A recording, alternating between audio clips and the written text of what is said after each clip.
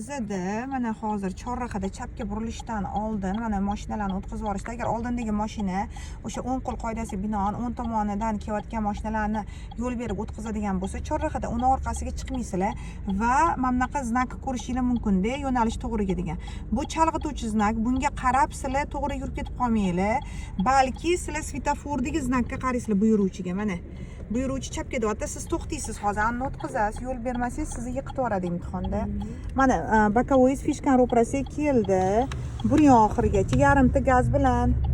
Gazingiz kamlik qilyapti, o'rtoqlar, gaz bosib yurmasanglar, polni uklonlar, podyomlar bor, imtihon markazida orqaga ketib qolsanglar, qo'zg'atayotganda yiqitadi. Endi mana shu to'xtab turishingiz kerak. Anuni orqasiga borib, tirab to'xtab olsangiz, endi bir xil o'quvchilarim aytdi, o'rtoqlarini yiqitib yuboribdi. Atak o'zi 5 bal shtraf berardi. Siz hozir o'chirib qo'ydingiz, chunki oyog'ingiz tormozda qolib ketdi. Yarimta bo'shatib gaz bilan yuring, tormozdan oling oyog'ingizni. Yarimta gaz ketdi. Yarimta gaz. Qo'rqmasdan gazni o'ynamang, bitta bosdingizmi, bosib turamiz. Молодец. Sekin o'rtada borib 1 metr qilib to'xtaymiz. Hozir poyezd yo'li kesishmasdan.